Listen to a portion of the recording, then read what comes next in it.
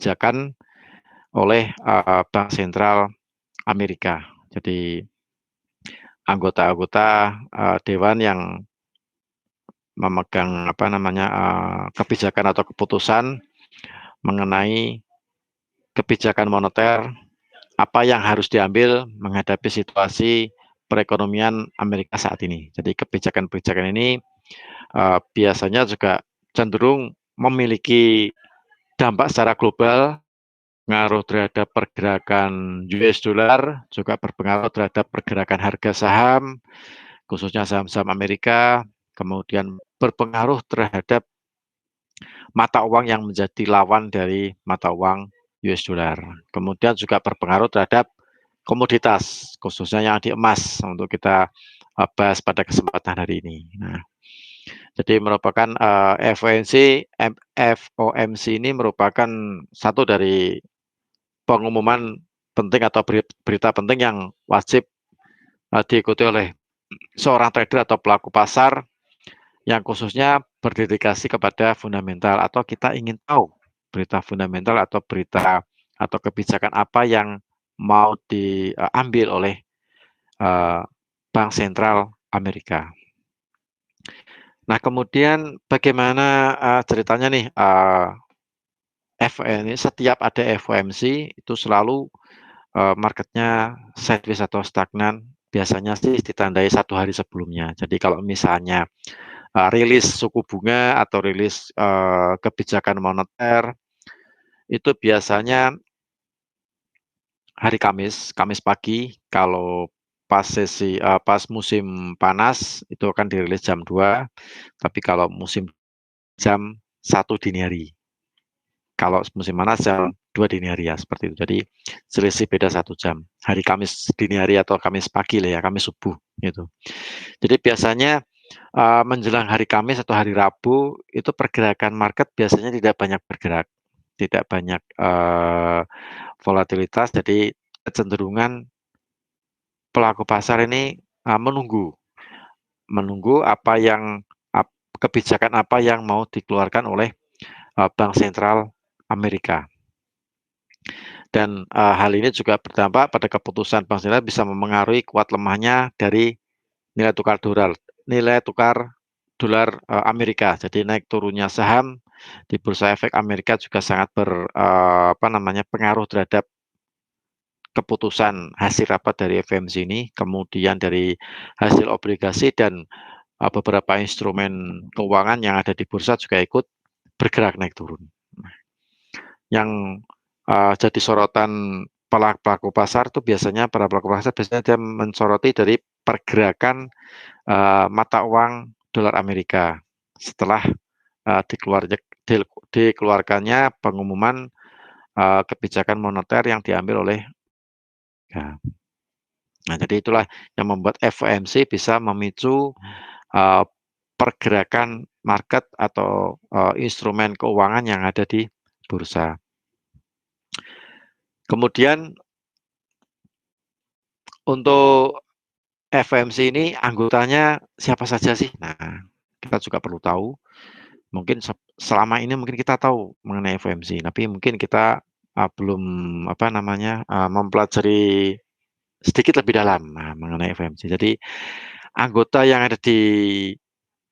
Dewan Permanen dalam rapat FOMC ini dipimpin oleh Kepala Bank Sentral The Fed atau Federal Reserve saat ini disebut oleh Jeremy Powell. Kemudian untuk pemimpin FOMC ini juga akan diganti oleh Kepala Federal Reserve jika mengalami perubahan atau mungkin terjadi pergeseran pergantian Gubernur Bank Sentral. Nah, jadi yang memimpin adalah Gubernur Bank Sentral. Kemudian untuk anggotanya itu Ketua Fed dari wilayah negara bagian di Amerika, di New York, kemudian Philadelphia, Dallas, Chicago, Kansas, Boston, dan ada beberapa anggota secara bergilir atau menjadi yang mengikuti rapat di dalam FOMC secara bergantian, dan mereka juga memiliki hak suara dan ada yang tidak memiliki hak suara.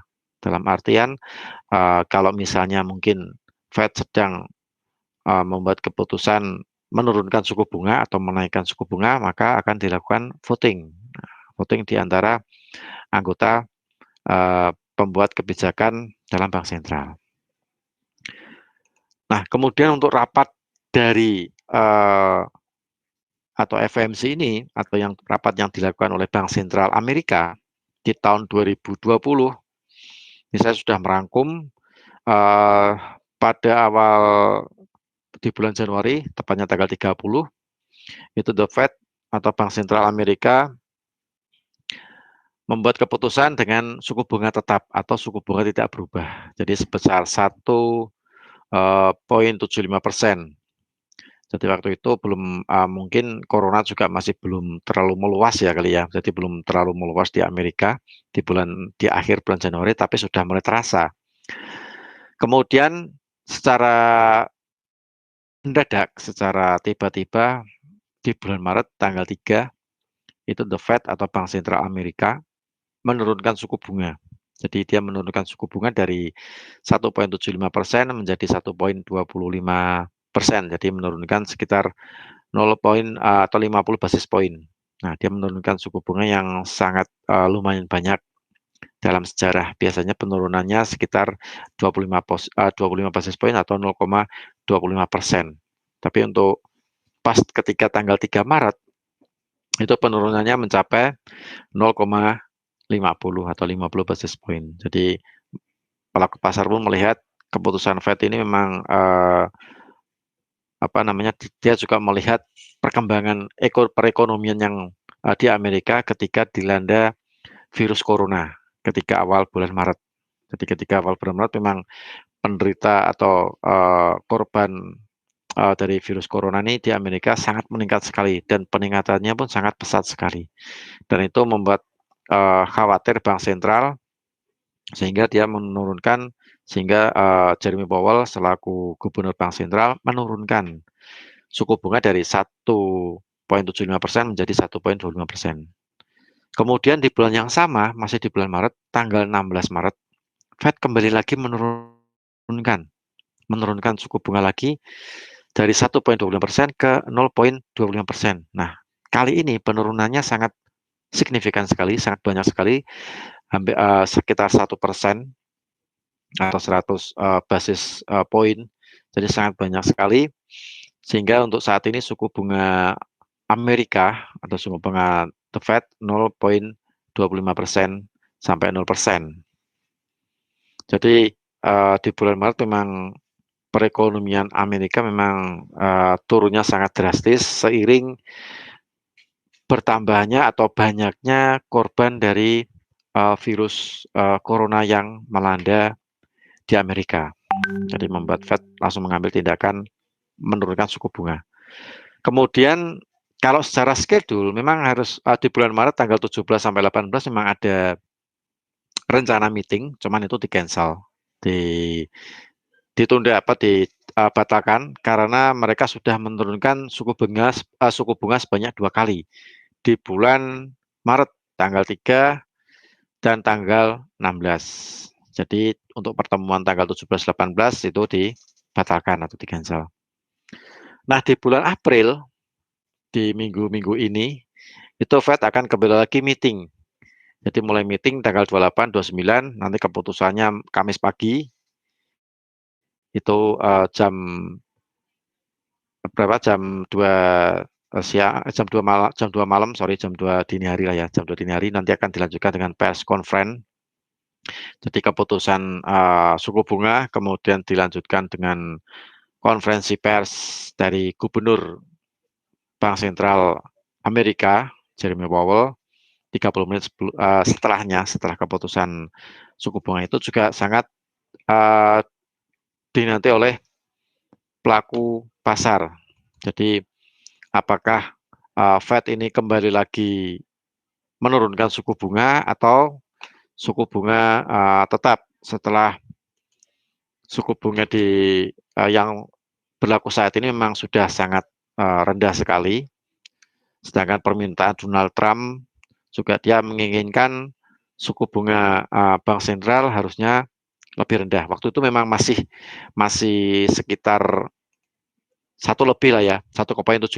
Waktu masih 1,75 memang Presiden Donald Trump ini menginginkan suku bunga dari The Fed ini atau Bank Sentral Amerika ini paling tidak mendekati nol. Supaya apa? Supaya bisa uh, bersaing dengan negara-negara maju lainnya, kayak Inggris, kemudian dari ECB, dari Eropa, Uni Eropa, atau Bank Sentral Eropa itu juga dia nol, 0%. Nah, cuman untuk minggu ini itu banyak analis atau banyak dari dunia perbankan, analis perbankan itu melihat keputusan Fed untuk suku bunga di kali ini kemungkinan masih sama. Jadi masih Fed kemungkinan mempertahankan suku bunganya dari 0,25%, kemungkinan masih sama 0,25%. Itu nanti akan dirilis jam 1 pagi, jam 1 dini hari, hari Kamis. Jadi mungkin Bapak Ibu yang kebetulan yang biasanya punya posisi atau floating atau ingin biasanya bergadang melihat keputusan Fed itu biasanya juga ada dari nasabah di GK Invest Semarang itu juga ada yang melihat sampai dini hari. Kebetulan juga di bulan ini juga lagi puasa. Kebetulan kalau misalnya puasa ya lanjut ke ibadah untuk menjalankan santap sahur lah ya. Sambil bergadang sambil melihat konferensi pers yang dilakukan oleh Gubernur Bank Sentral Amerika Jeremy Powell.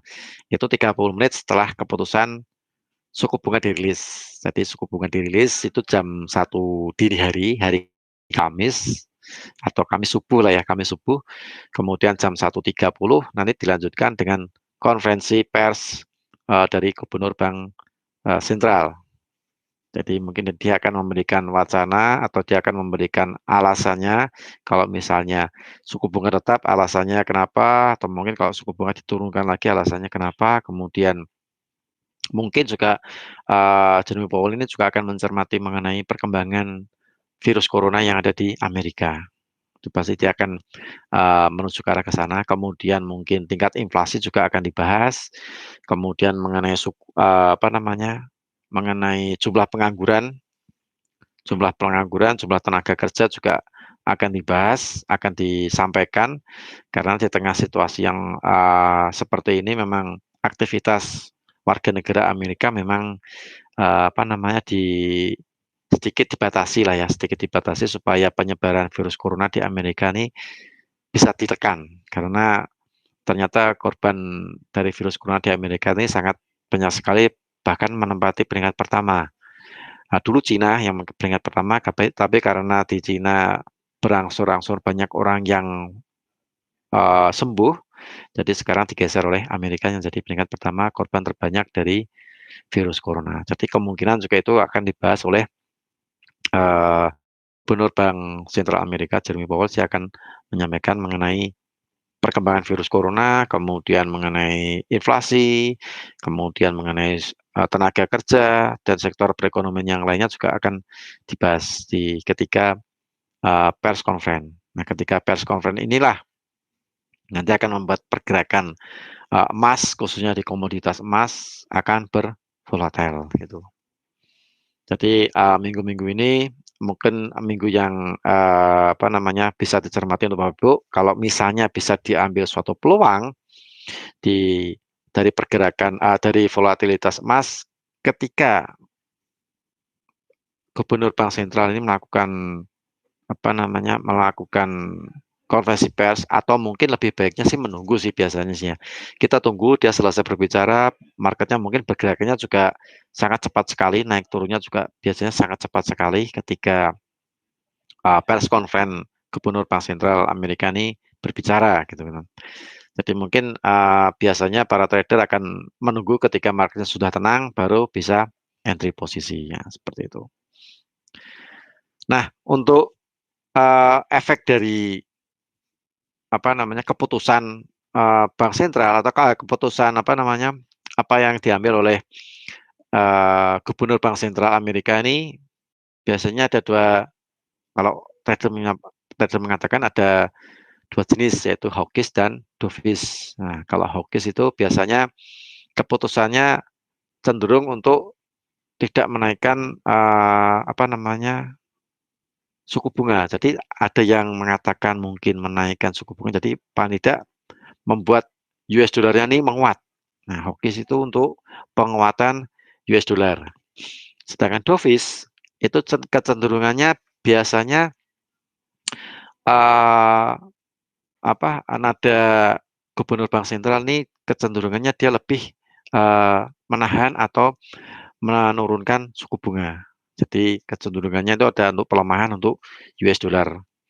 Jadi kalau secara teori, kalau misalnya mungkin dovish, ya pelemahan US dollar dan penguatan emas. Kemudian kalau yang hawkish, itu berarti penguatan secara teori, nih kita bicara secara teori, penguatan untuk US dollar dan pelemahan untuk emas. Seperti itu. Cuman pernah mungkin Bapak Ibu melihat ketika Fed menurunkan suku bunga, ternyata harga emas juga ikut turun. Nah, itu kan biasanya kan di beberapa keputusan Fed sebelumnya memang ada ada kejadian seperti itulah ya, ada kejadian seperti itu. Jadi ketika The Fed ini memangkas suku bunga, ternyata harga emasnya juga ikut turun. Jadi penyebabnya karena suku bunga yang rendah, jadi menyebabkan investasi aset non emas itu menghasilkan return yang lebih tipis sehingga opportunity cost di emasnya ini mengecil. Jadi daya tarik terhadap emas pun juga melemah atau sedikit. Jadi membuat harga emas juga ikut turun. Nah, seperti itu. Cuman kadang juga ketika uh, pernah kejadian, mungkin Bapak Ibu pernah melihat harga saham-saham di Amerika lagi turun nih, turun tajam, nah, gitu kan. Beberapa waktu lalu kan sempat turun karena keputusan Fed menurunkan suku bunga kan gitu kan. Sempat turun, cuman di saat yang bersamaan harga emas juga ikut turun. Nah, biasanya Bapak kan bertanya-tanya juga gitu kan ya. Memang secara teori kalau misalnya sahamnya naik, emasnya turun. Atau mungkin sahamnya turun, emasnya naik. Itu secara teori. Jadi berlawanan lah ya. Teori korelasi korelasi apa namanya berlawanan. Jadi eh, ketika beberapa waktu yang lalu Fed menurunkan suku bunga, harga beberapa saham di Amerika memang melemah sangat cukup dalam sekali. Bahkan pelemahan ini pun juga mempengaruhi saham-saham global. Jadi saham-saham Asia itu juga ikut mengalami penurunan. Tapi harga emasnya ikut turun. Jadi ternyata eh, para trader itu mereka mengambil eh, keuntungan yang diperoleh dari pergerakan harga emas, mereka taking profit dari emas, kemudian uangnya itu dipakai untuk menahan posisi yang ada di saham. Jadi ketika harganya turun, otomatis kan apa namanya, beberapa trader kan ada yang kekurangan dana nih. Nah, jadi mereka mengambilnya dari mencairkan keuntungan dari pergerakan harga emas. Nah, begitu dicairkan harga taking profit dari emas, dialihkan ke saham, otomatis harga emas ikut turun. Nah, itulah alasan beberapa waktu lalu ketika harga saham turun, harga emas juga ikut jatuh, ikut turun. Nah, gitu alasannya seperti itu. Nah, mungkin nanti mungkin untuk secara teknikal kita bisa langsung share untuk screen MetaTrader. Ini saya share untuk screen sebentar, untuk MetaTrader-nya saya share.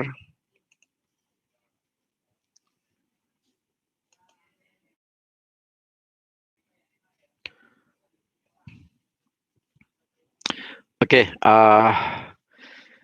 jadi kita perlu melihat ini kita langsung masuk ke saya juga sudah melihat MetaTrader. Oke, untuk di bulan Januari ketika Fed menentukan suku bunga tetap, nah ini kita bisa lihat pergerakan harga. Ini saya pakai time frame H1 dalam 1 minggu sebelumnya ya. Dalam 1 minggu Fed ketika dia rapat, anggota rapat. Jadi pada hari Senin atau tanggal 27 Januari, harga emas sempat bergerak cenderung sideways atau cenderung ranging lah ya, bergerak dia range dalam bentuk range. Kemudian di hari Selasa terjadi penurunan. Jadi harga tertingginya sempat di 1581, rally turun. Jadi dia rally turun sepanjang sesi lah ya, kalau saya lihat sepanjang sesi perdagangan di hari Selasa, tanggal 28 Januari, turun. Kemudian di hari Rabu, itu kembali lagi naik. Nah, waktu itu Fed sudah mulai meeting. Hari Rabu, kemudian hari tanggal 30, hari Kamis. Nah, itu hari Kamis mulai ada Fed apa namanya keputusan suku bunga sudah dirilis Kamis. Kalau pas di MetaTrader ya Kamis jam inilah ya jam nah 19. Nah ini setelah setelah sesi Amerika masuk hari Kamis market emas kembali naik. Nah kemudian ketika Fed suku bunga tetap, nah ini harga emas cenderung sideways tapi berakhir dengan turun menjelang akhir sesi perdagangan di hari Kamis. Dia menjadikan kecenderungan turun. Jadi setelah Fed suku bunga tetap, ada pelemahan di emas.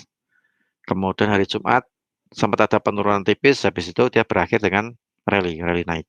Ini untuk yang gambaran di hari Kamis.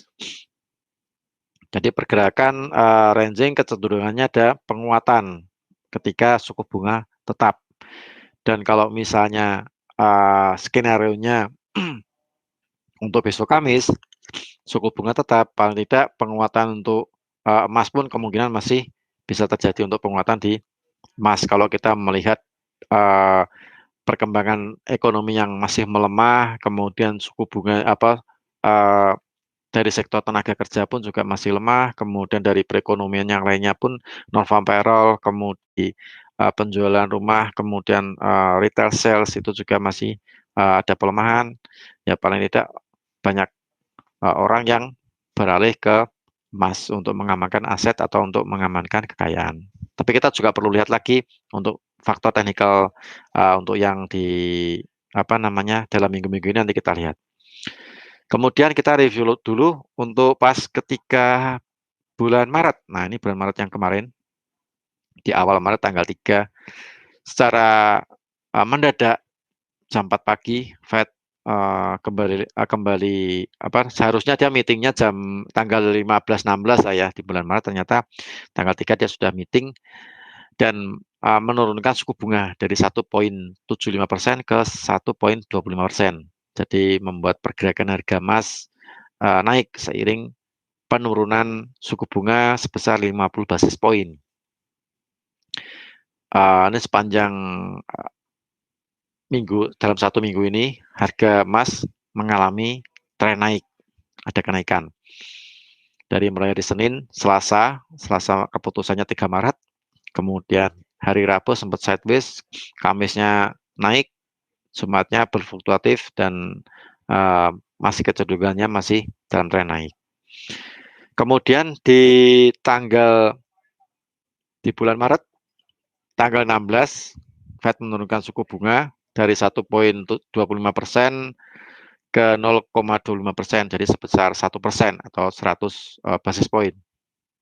Ketika ada penurunan, harga emas pun juga ikut turun ini. Kita bisa lihat fluktuatif yang cukup tajam sekali.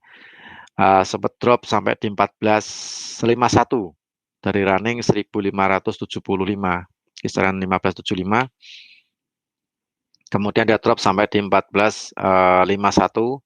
Ini membentuk kayak semacam pattern huruf W lah ya. Kemudian membentuk kayak semacam double top. Kalau kita lihat double top di sini 1451 sama 1455. Ya selisihnya sekitar 4 poin lah ya. 4 poin mungkin bisa dianggap kayak semacam double top. Neckline-nya itu berada di 1553. Jadi sekitar 100 poin. Lebih hampir sekitar 100 poin lah kalau dari 51 lah ya. Begitu kena neckline 100 poin berarti naiknya sepaling tidak di 1553 tambah 100 berarti di 1653. Nah, ini 1653 tersentuh di sini. Ketika ada penurunan suku bunga. Memang ketika tanggal 16, ada penurunan suku bunga dari 1,25% ke 0,25%, sempat ada emas sempat terjatuh sampai di 14,51, kemudian berangsur-angsur dia pulih, naik di atas 1.600. Kalau secara teknikal dia sudah melewati neckline di 15.53. Seperti itu. Nah, itu untuk yang kita review. Nah, untuk yang kedepannya, kita lihat untuk kedepannya pergerakan di emas. Ini kita ganti chartnya lagi. Ini kalau kita lihat chart. Nah, untuk saya pakai H1, jadi kita mulai yang time frame yang kecil. Untuk H1, ini saya tarik Fibonacci, sempat terjadi taking profit lah ya, sempat terjadi taking profit. Saya tarik Fibonacci dari 1747. Ini saya kasih angka dulu supaya jelas. Ini 1747. Kemudian ini saya tarik turun ke bawah di 1660. Ini untuk yang di bawahnya 1660. 1660. Nah, ini di 1660 saya tarik Fibonacci dan sempat mencapai 88,6% Fibonacci. Nah, mungkin Bapak Ibu bisa lihat di sini. Ini sampai hari Kamis minggu kemarin. Ini hari Kamis, kemudian hari Jumat take profit, dia kembali lagi turun. Memang kalau secara teori ketika menyentuh 88,6% itu memang untuk area seller sih ya, area seller untuk kita bisa ngambil peluang pembalikan arah dengan risiko di 100%. 100%-nya jatuhnya di 17,47. Dan dia memang turun di 61,8%, itu jatuhnya di 17,14, tapi dilewati lah ya, dilewati sampai di 17,10. Untuk harga low yang hari Jumat kemarin sampai di 17,10. Dan hari ini pun sempat turun sampai di 17,13. Nah, ini untuk yang 1 jam. Jadi untuk kita lihat untuk pattern yang 1 jam. Kemudian kalau misalnya ini naik, emas dianggap trennya kembali lagi up atau bullish, paling tidak harus melewati 17,47. Jadi harus melewati 17,47 dan posisi close-nya pun harus close untuk daily-nya itu harus di atas 17,47 baru dikatakan dia berubah jadi uptrend lagi. Nah, jadi paling nggak meneruskan tren yang sebelumnya terjadi karena sempat terjadi aksi take profit. Jadi kemungkinan kalau misalnya nih, misalnya Fed kemungkinan suku bunga tetap dan mungkin pelaku pasar beralih ke aset yang safe haven, untuk emas kembali lagi menjadi aset safe haven paling tidak untuk kenaikannya. Nah, kita bisa lihat yang 4 jam. Jadi kalau misalnya naik, itu paling tidak akan mencoba ke tadi 17,47 dan posisinya close-nya pun harus di atas. Kalau sudah di atas, paling tidak dia akan mengejar ke 17,71. Itu jatuhnya di 127%. Ini kita agak ke time frame agak panjang di H4. Paling tidak kalau misalnya close-nya di atas 17,47, close-nya di atasnya itu paling tidak emas akan mencoba mengejar ke target 17,71 sampai di 18,07. Itu di 127% Fibu sama di 141,4%. Nah, di sini. Kalau misalnya jadi koreksi, nah kita juga perlu melihat untuk faktor koreksinya. Kalau misalnya dari koreksi, paling tidak emas akan mencoba ke 1675 sampai di 1649. Jadi mungkin kita lihatnya yang di 88,6% sama yang di 78,6%. Itu jatuhnya di 1675 sama di 1649. Nah, sekarang harga emas memang lagi ada di tengah. Nah, ini Bapak Ibu bisa melihat di metode yang sudah saya petakan di sini. Untuk naik paling enggak di 17,71 sama di 18,07. Untuk kenaikan perlu konfirmasi di 1747 nih. Ini di sini ada 17 harga tertinggi nih. Kita perlu lihat ini 1747. Nah, di sini. Perlu cek di sini.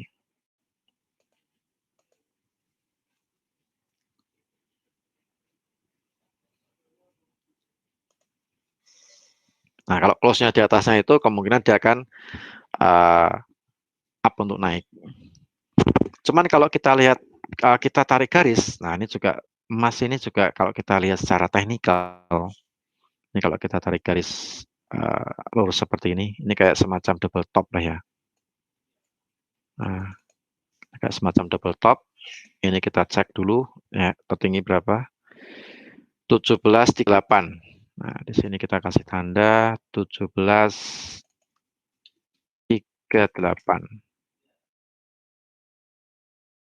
Kemudian yang di sini 1738. Nah, memang dia betul-betul double top 1738. Nah, di sini.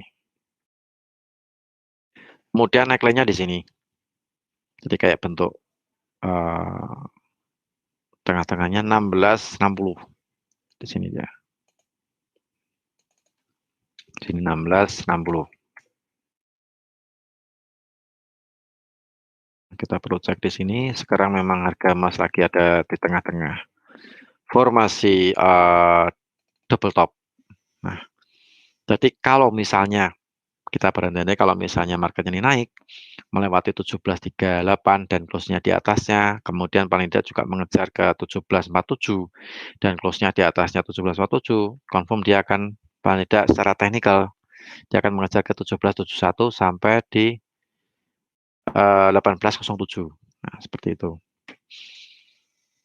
Cuman untuk hitungan dari apa namanya dari double top ini, jadi kita hitung 1738 dikurangi 1660. Nah, mungkin kita bisa lihat. Berarti ada diperoleh sekitar 78 poin. Kemudian 78 poin ini ditambah 1738. Jatuhnya paling tidak di 1816. Ini kalau misalnya up, kalau kita hitung secara teori, ini kalau dia tembus di atas, paling tidak dia akan mengejar ke 1816. Nah, di sini. Tadi kita akan mengejar di sini. Kalau dia close-nya di atas ini dan 47-nya juga confirm up, naik atau bullish, paling tidak dia akan mengejar ke target 1816. Ya, mungkin kita sedikit turunkan 2 poin lah ya. Mungkin nggak harus persis 1816, paling tidak kita cari TP ya di 1614 lah ya. 1614 atau di di 1814 atau di 1813 di area situ. Jadi paling enggak kasih spring harga 2 sampai 3 poin. Nah, gitu. Kalau misalnya ini tercapai ya paling tidak 1771, 1807 akan dilewati semuanya. Dia akan mengejar di sini. Ini kalau closing di atasnya.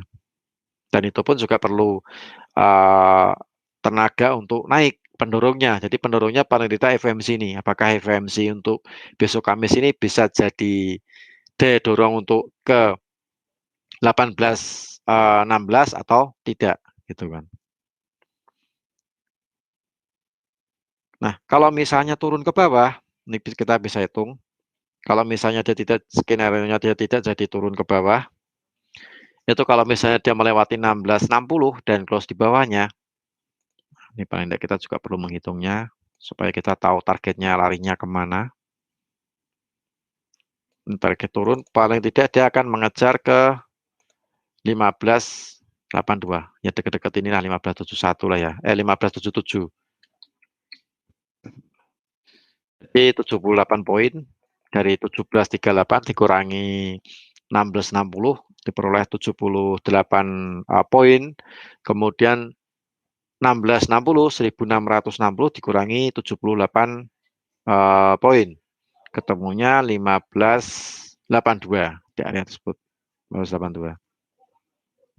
Jadi kalau formasi untuk yang jangka pendek ini turun di 1660 dan close-nya di bawahnya 1660, kemungkinan market akan mengejar untuk target penurunan sekitar 1582.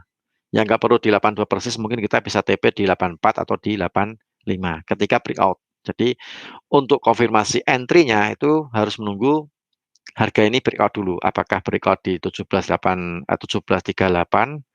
dan close di atasnya, atau dia breakout di 16.60 dan harus close di bawahnya. Baru kita bisa melakukan entry posisi untuk mengejar target kalau misalnya kita mengikuti perhitungan double top di sini. Nah, gitu Bapak Ibu.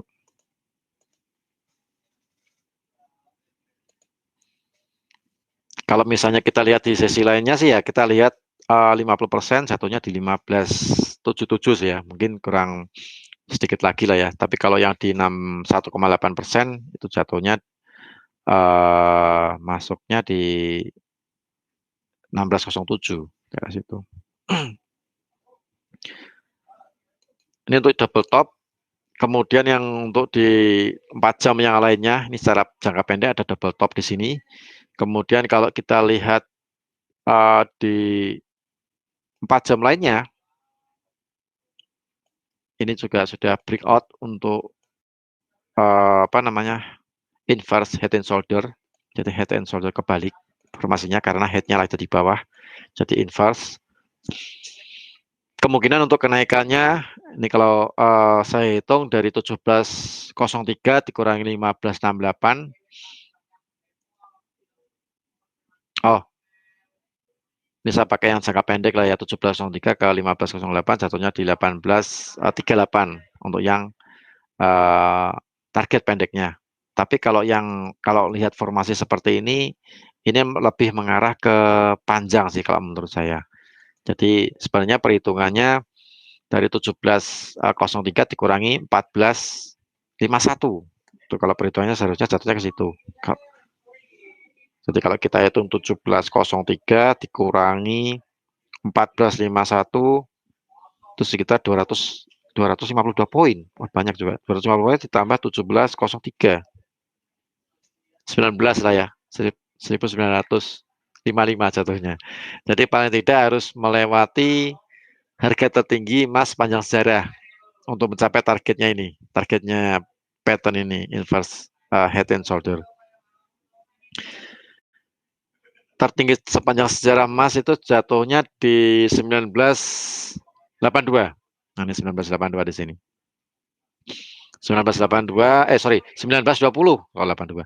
1920 harga tertinggi sepanjang sejarahnya emas itu tanggal 4 September 2011. 1920 saya tarik turun ke bawah ke 1046. 1920 ke 1046. Saat ini masih running di dekat 78,6%. Jadi 78,6%, dekat-dekat di 1731 lah ya. Dan sempat ada koreksi, memang menyentuh 1731, sempat dia naik sampai di 1747, belum sampai di 1821. 1821 itu jatuhnya di 88,6%.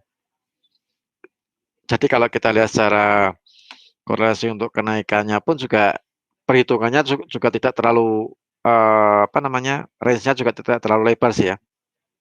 1821, terus di sini ada 1838, terus ini yang paling dekat juga ada 1816 untuk yang double top di sini.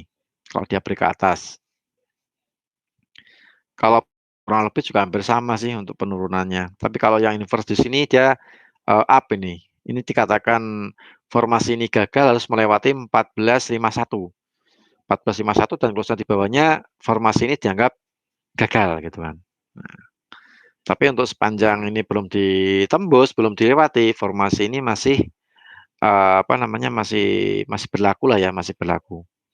Jadi paling tidak up-nya sih di 8, yang paling dekat lah ya 1838. Kalau yang kita perhitungan agak panjangnya jatuhnya di 1955 itu. Jadi harus melewati 1920-nya harga tertinggi sepanjang sejarahnya emas.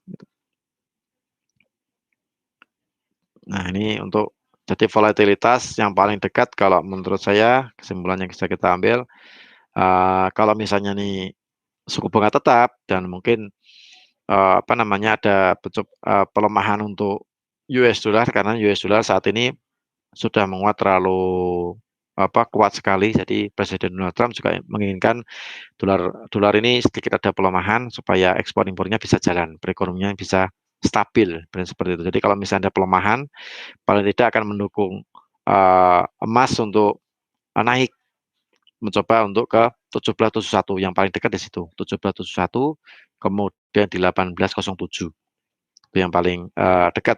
Kemudian yang kalau misalnya kita agak sedikit bermain agak sedikit panjang, medium lah ya, bukan panjang, medium, 1816, kemudian 1838. Nah, tapi kalau mungkin kita sedikit bermain agak panjang lagi, ya paling tidak harus melewati 1920.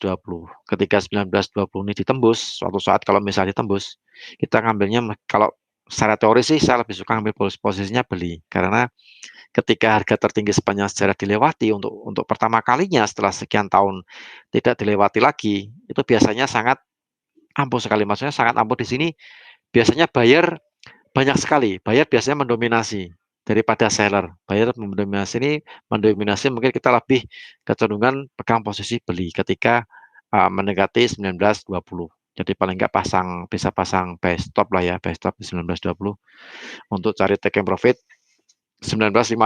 Targetnya inverse ini di 1955. Sorry, targetnya ini, inverse-nya ini. Inverse head and shoulders di 1955, kisaran segitu.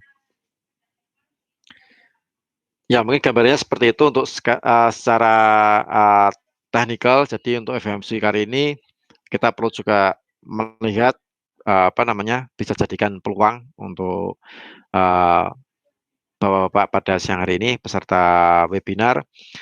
Jadi kita perlu kalau misalnya mau memanfaatkan peluang, kita juga perlu lihat secara teknikalnya, paling tidak kunci-kuncinya kita bisa pegang 1738 sama 1747.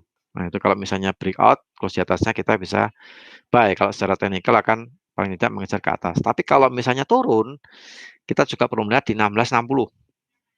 Jadi 1660 dilewati, close di bawahnya, kita bisa pegang posisi jual atau sell. Gitu.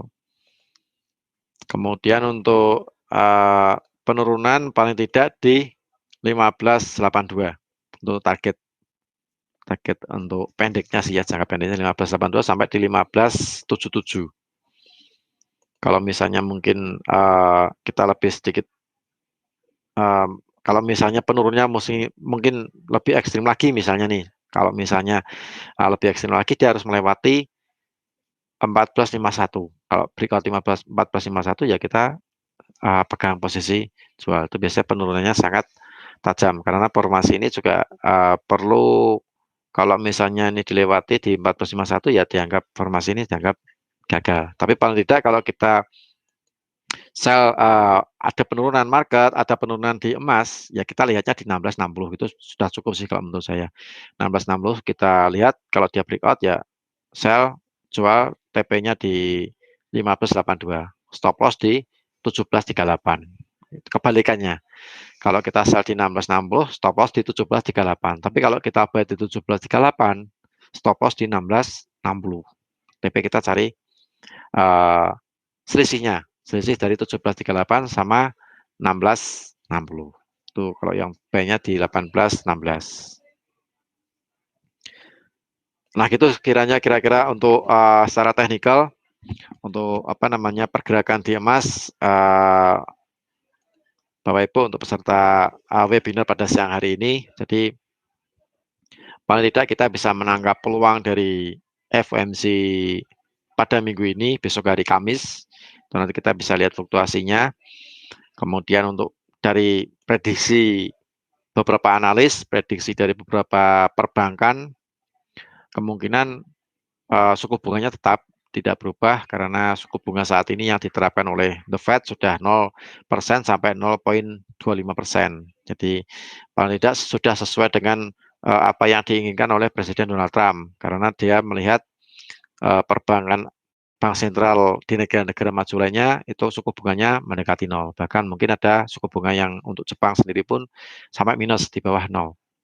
Jadi supaya perekonomian bisa bersaing lebih kompetitif supaya bisa menghasilkan uang yang lebih banyak lagi. Nah, Presiden Donald Trump menginginkan hal itu. Mungkin dari sini saya buka untuk sesi pertanyaan. Mungkin ada yang mau ditanyakan, ada yang mau ditanyakan untuk mungkin Bapak Joko atau Bapak Hatta mungkin mau uh, apa? Ada yang belum jelas bisa ditanyakan lewat media chat. Nah, itu sudah ada untuk kolom chat, silakan diketik kalau misalnya mungkin ada yang belum jelas.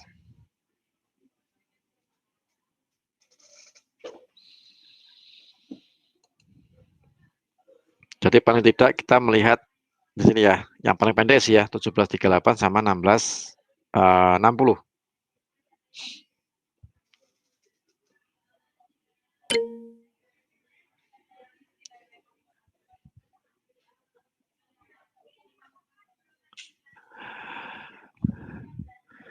Mungkin ada yang mau ditanyakan untuk sentimennya sih ya, untuk sentimennya USD-nya FOMC sentimen ke USD prediksinya sih suku bunganya tetap. Jadi suku bunga kemungkinan mempertahankan lah ya, mempertahankan The Fed ini mempertahankan suku bunganya sebesar 0% sampai 0,25%. Untuk pengaruhnya di USD kemungkinan ada pelemahan, tapi juga kemungkinan juga biasanya kalau suku bunga tetap ini pergerakannya juga tidak terlalu besar. Dia cenderung volatile, tapi bervolatile pun nanti akan kembali lagi ke harga itu lagi, gitu. Biasanya seperti itu. Jadi mungkin kalau misalnya kita lihat yang hari bulan Januari ya, kita kembali lagi untuk di bulan Januari, ketika Fed suku bunga tetap, jadi menentukan suku bunga yang sama, tidak berubah. Nah, ini untuk chartnya, nah dia lebih bervolatil tetap, tapi untuk emasnya terjadi penguatan. Untuk US dollarnya kecenderungannya melemah. Cuman kita juga perlu mewaspadai penguatannya itu biasanya sementara. Jadi mungkin sehari 2 hari biasanya dia ada penguatan, tapi setelah itu terjadi penurunan. Nah, seperti ini kan dia jatuh. Biasanya kayak semacam dibalas lah ya. Jadi kalau misalnya hal ini pun sama ketika di bulan Agustus sama September kejadiannya juga sama. Setelah suku bunga tetap itu harga emas sempat ada kenaikan. Cuman setelahnya dia terjadi penurunan. Jadi paling tidak untuk kalau misalnya nih skenario kalau ada terjadi kenaikan, kalau misalnya sempat mencapai di 17.75, ya mungkin kita bisa memanfaatkan dia terkoreksi turun. Nah, kita bisa ngambil faktor koreksinya. Kalau misalnya naik melewati 47, misalnya nih, naik melewati 47, kemudian nyentuh di 71, ya kita bisa ambil posisi jual. Tapi kalau misalnya kita posisi jual di 17.71, ya kita harus pasang stop loss. TP-nya di 38, 17.38, tapi stop loss-nya di 18.02. Jadi paling tidak kita harus kasih batasan stop untuk kita cari balikannya turun. Soalnya kecenderungannya seperti itu. Jadi itu jawabannya Bapak Joko. Jadi kecenderungannya kalau misalnya suku bunga tetap, kemungkinan harga emas ada penguatan. Cuman penguatannya pun kita juga bisa ambil posisi beli. Habis itu kita juga perlu melihat level resisten mana yang sekiranya bisa kita cari untuk titik balik. Nah, untuk membalikan arah. Soalnya kecenderungannya dia akan kembali lagi turun. Nah, kalau misalnya kebetulan pas angkanya di 17, ya tidak harus sama persis ya, mungkin di 17.70 lah, 17.70 atau 17.69 dan menyentuh di situ, kita bisa jual atau sell, stop loss di 18.07, TP di 17.38. Itu yang paling dekat. Kalau kita lihat chart yang lainnya, ini semuanya mengarah ke 1.800, jadi sedikit agak lumayan jauh, lumayan jauh.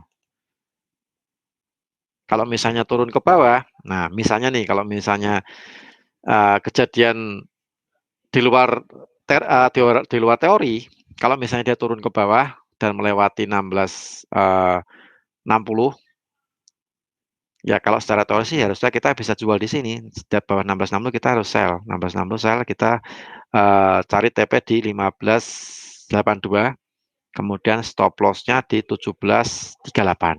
Nah, gitu. Sell di 16.60, TP di 15.82, stopnya di 17.38 di daerah sini. Nah, itu mungkin kita bisa lakukan di situ. Jadi efeknya kemungkinan harga emas ada kenaikan, kemudian biasanya dia kembali lagi turun, bahkan penurunannya bisa lebih tajam. Itu dari track Januari sama September juga sama seperti itu. Ketika suku bunga sorry, bukan September, di bulan di 2019 suku bunga tetap.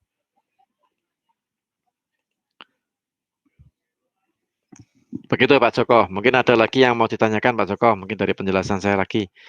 Atau mungkin dari pertanyaan lainnya, mungkin Pak Agung atau Pak Hatta, mungkin silakan. Ada yang mau ditanyakan?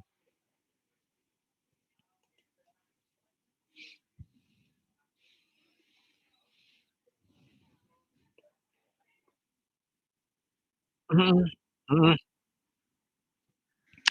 Oh ya, untuk promo di GK ini kita juga ada promo apa namanya, Mas itu ya, apa namanya, Mas batangan lah ya, Mas batangan 1 gram, apa namanya, 10 gram, 20 gram, itu ada promo di GK, itu ada Mas batangan untuk yang bertransaksi di emas, khusus di XAU USD. Jadi Bapak-bapak silahkan menghubungi tim support atau tim marketing di GK Invest Semarang yang memberikan link untuk webinar ini.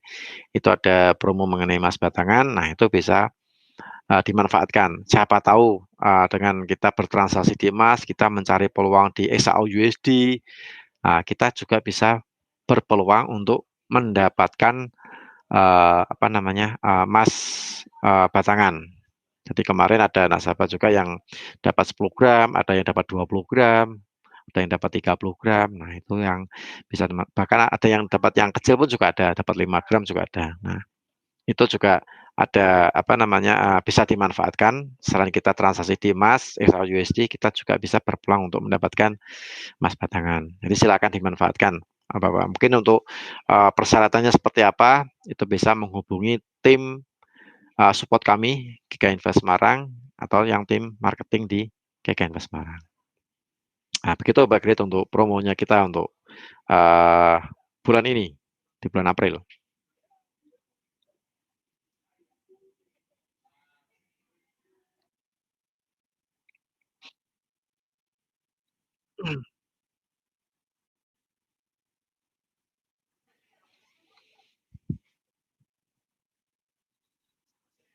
Gimana mungkin ada yang ditanyakan lagi mungkin Bapak, mengenai apa namanya, kita bisa memanfaatkan peluang di apa namanya, menjelang FOMC atau sesudah FOMC, mungkin ada yang mau ditanyakan, silakan ditanyakan yang belum jelas.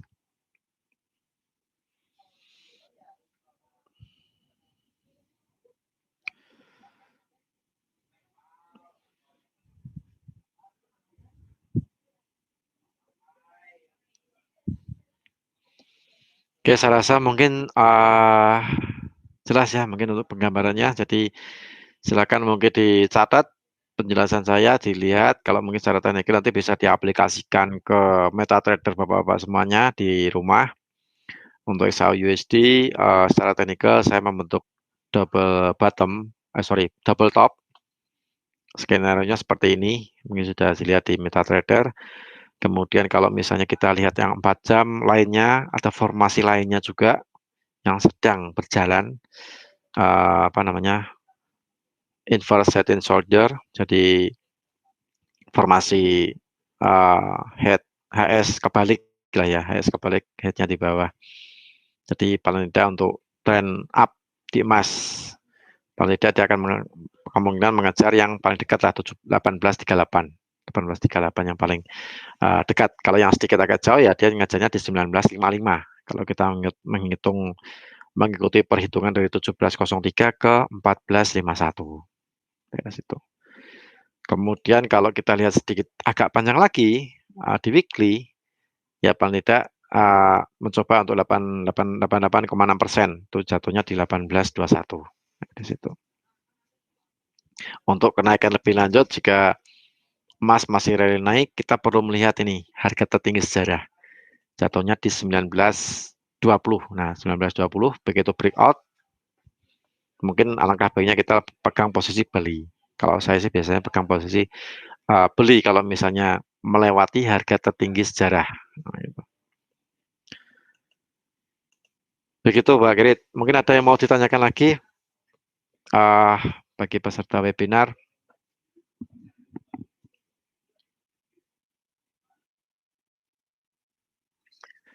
Ya untuk surveinya mungkin bisa untuk diisi untuk survei, ditampilkan untuk survei apa namanya, sesi webinar pada siang hari ini.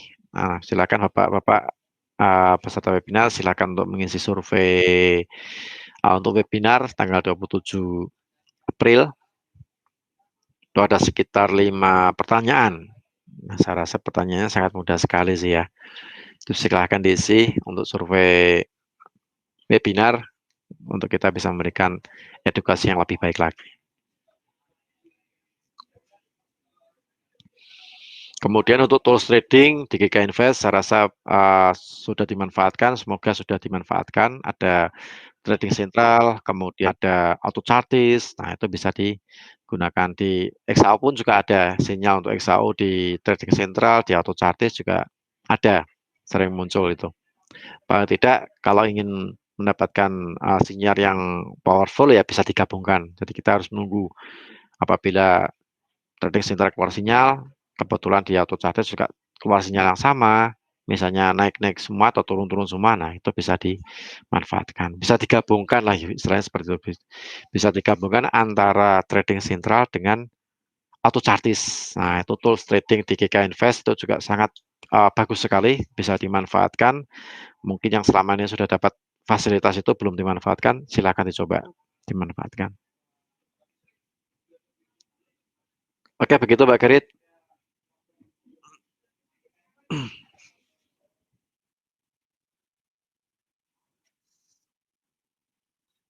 Oh ya, silakan Bapak Ibu, mungkin surveinya silakan diisi.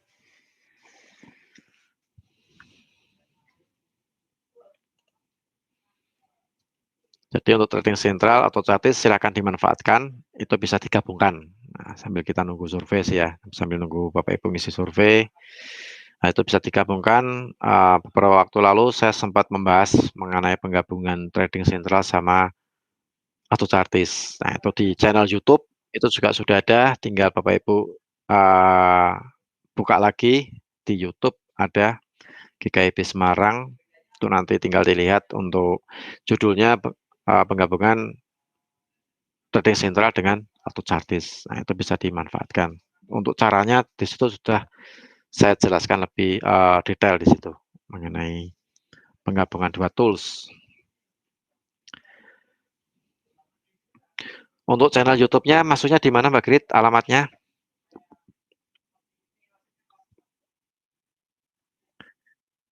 Oh, channelnya GK Invest Semarang ya namanya ya. Oke. Oke.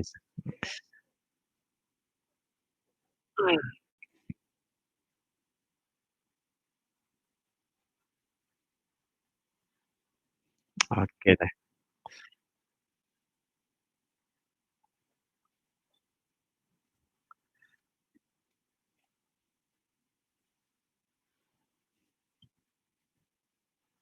Oh ya.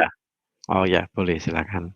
Ya itu silakan mungkin Bapak-bapak yang ingin melihat materi yang kemarin-kemarin sudah kita bahas, ingin flashback lagi, silakan buka di channel YouTube. Oke, mungkin kalau sudah tidak ada yang ditanyakan, saya rasa untuk acara webinar cukup sampai di sini. Terima kasih atas kehadirannya, terima kasih.